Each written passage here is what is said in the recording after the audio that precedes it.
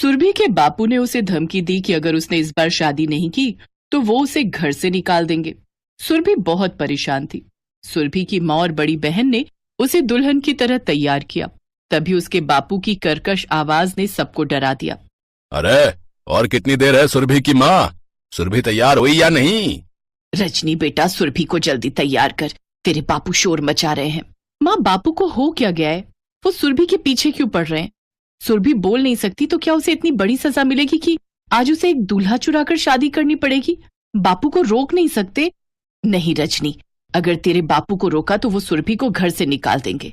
मेरी बच्ची कहाँ जाएगी? इससे अच्छा है इसकी किसी से शादी हो जाए तो ये अपने ससुराल चली जाए। पर मेरी बेटी के नसीब में आगे क्या लिखा है ये कोई नहीं जानता। सुरभि जा जा, मेरी बच्ची, तेरे बापू बुला रहे हैं। सुरभि अपनी माँ के गले लगकर रोने लगती है। सुरभि बचपन से ही बोल नहीं सकती थी, वो गूंगी थी। इसी वजह से अभी तक उसके लिए कोई रिश्ता नहीं मिला था। सब उसके गूंगे होने की वजह से रिश्ते को ठुकरा देते थे। आज सुरभि की शादी सबको चौंकाने वाली थी, क्योंकि आज सुरभि की शादी के लिए एक दूल्हा चोरी होने वाला था। सुरभि के पिता को पता था एक गांव में शादी के लिए बारात रुकी है और दूल्हा शहर में रहता है। बस सुरभि के पिता को मौका मिल गया और उन्होंने सुरभि को दुल्हन के रूप में तैयार किया और चुपचाप शादी वाली जगह पर पहुंच गए। दूल्हा अपने कमरे में तैयार हो रहा था। सुरभि के पिता और भाई ने अपने हाथ में बंदूक पकड़ रखी थी। सुरभि कुछ बोल नहीं सकती थी। उसने घूंघट किया और दूल्हे के पास गई। सुरभि ने बाहर की ओर इशारा किया। क्या हुआ? आप कुछ कहना चाहते हो? वहाँ बाहर कोई है क्या? सुरभि ने फिर बाहर इशारा किया। कौन है बाहर? आप मुझे बार बार बाहर का इशारा क्यों कर रहे हो? और आप तो शादी के मंडप में थे ना, आप यहाँ कैसे? मैं देखता हूँ, लगता है आप कुछ कहना चाह रहे हो, पर आप कुछ बोल क्यों नहीं रहे हो? जैसे दूल्हा कमरे के पीछे के दरवाजे से बाहर जाता है, वहाँ सुरभि के पिता और भाई बंदूक लेकर खड़े थे। उन्होंने दूल्हे को पकड़ लिया और उसे एक नशे की दवाई सुंघाकर बेहोश कर दिया। सुरभि बहुत घबरा रही थी। सुरभि के पिता और भाई दूल्हे को चुराकर एक सुनसान जंगल में ले गए।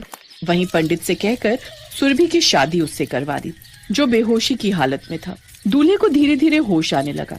तब तक दूल्हे के कुछ रिश्तेदार वहां पहुंच चुके थे और दूल्हे को भी होश आ गया था। दूल्हे का नाम राजेश था। उसके पिता नहीं थे, सिर्फ एक माँ थी और वो भी व्हीलचेयर पर थी।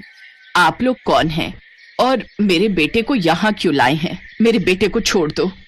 अरे माता जी, हम तो आपके बेटे को छोड़ ही रहे हैं और साथ ही आपकी होने वाली बहू को भी आपके साथ भेज रहे हैं। जाओ सुरभि, अपनी सासू माँ का आशीर्वाद लो। नहीं, ये ठीक नहीं है, ये जबरदस्ती है। मेरी इस लड़की से शादी नहीं हुई है। राजेश बेटा, तुम्हारी शादी अब हरि किशन जी की बेटी से हो गई है। अब हमें माफ करो, हम अपनी बेटी की शादी तुम्हारे साथ नहीं कर सकते। हम इनसे दुश्मनी नहीं ले सकते। इनका आसपास के गांव में बहुत रुतबा है। हम वापस जा रहे हैं। अब तुम अपने रिश्तेदारों और माताजी के साथ अगर वापस लौटना चाहते हो या उनके साथ रहना चाहते हो, जैसा ठीक लगे करो, पर हमें माफ करो। हम वापस अपने गांव जा रहे हैं भैया। लड़की वाले वापस चले गए। अब राजेश कुछ नहीं कर सकता था। सुरभि को उसे अपने साथ लेकर वापस शहर आना पड़ा। राजेश को अभी तक नहीं पता था कि सुरभि गूंगी है।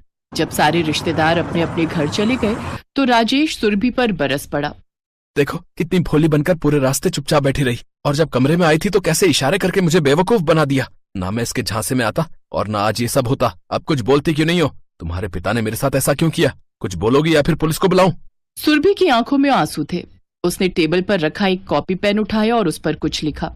मैं तुमसे कुछ पूछ रहा हूँ और तुम कॉपी पर लिख रही हो। क्या लिख रही हो? दिखाओ। मैं बोल नहीं सकती।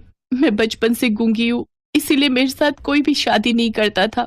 बापू ने मुझे पहले ही कह दिया था कि अगर इस बार मेरी शादी नहीं हुई तो वो मुझे घर से निकाल देंगे। मुझे मजबूरी में ये सब करना पड़ा। चोरी की ये शादी मुझे भी मंजूर नहीं थी। मैं ये सब नहीं चाहती थी। सुरभि जोर जोर से रोने लगी। राजेश जानता था कि अब उसकी शादी सुरभि के साथ हो चुकी है, इसलिए अब वो कुछ नहीं कर सकता था। आस पड़ोस और रिश्तेदारी में सुरभि राजेश की पत्नी थी और इस घर की बहू थी। राजेश जब काम पर चला जाता है तो सुरभि पीछे से घर का और उसकी माँ का बहुत ख्याल रखती। पहले जब राजेश काम पर जाता था तो उसे पीछे से अपनी माँ की बहुत चिंता होती थी, पर सुरभि के आने के बाद उसके घर का माहौल ही बदल गया। सुबह के नाश्ते से लेकर रात के खाने तक सुरभि सब कुछ संभालती थी। सुरभि बहू, हमने जैसा सोचा था तुम वैसी बिल्कुल नहीं हो। तुम बहुत अच्छी हो। भले ही तुम्हारी शादी इस तरह से हुई है, पर मैं जानती हूँ इसमें तुम्हारी भी कोई गलती नहीं है। तुमने ही अपने पिता के दबाव में आकर ये कदम उठाया था, पर अब मैं जान गई हूँ कि तुम हमारे लिए बहुत अच्छी साबित होगी। अपनी सास की बातें सुनकर सुरभि मुस्कुरा देती है। अचानक सुरभि की सास की तबीयत बिगड़ जाती है। सुरभि अपनी सास को नजदीकी डॉक्टर के पास ले जाती है। राजेश जब घर पर सुरभि और अपनी माँ को नहीं देखता तो वो घबरा जाता है। घर पर ताला लगा हुआ है, माँ और सुरभि कहाँ है? भगवान, कहीं सुरभि माँ को कोई नुकसान न पहुंचा दे। राजेश बेटा, तुम्हारी माँ की तबीयत बहुत खराब हो गई थी, इसीलिए सुरभि उन्हें नजदीकी अस्पताल में ले गई है। ठीक है चाची, मैं अभी देखता हूँ। राजेश नजदीकी अस्पताल में जाता है। ब्लड प्रेशर हाई हो गया था, हमने दवाई और इंजेक्शन दे दिए हैं। अब ब्लड प्रेशर कंट्रोल में है, घबराने की कोई बात नहीं है। आपकी पत्नी माताजी को समय पर ले आई थी। राजेश सुरभि की तरफ देखता है तो उसे अपने और परिवार के लिए सच्ची हमदर्दी दिखाई देती है। राजेश बेटा, सुरभि दिल की बहुत अच्छी है। जो भी हुआ उसे भूलकर हमें सुरभि को अपना लेना चाहिए। जो भी हुआ उसमें सुरभि की कोई गलती नहीं थी। इसने तो अपने पिता के दबाव में आकर ये सब किया था, पर इसका दिल कितना साफ और पवित्र है ये मुझे आज पता चला है। मैंने तो इसे अपनी बहू मान लिया है, अब तुम भी इसे पत्नी के रूप में स्वीकार कर लो। राजेश सुरभि की ओर देखता है। सुरभि की आंखों में खुशी के आंसू आ जाते हैं। वो बोल नहीं सकती थी, पर मन से वो अपनी खुशी और दर्द दोनों जाहिर करती है।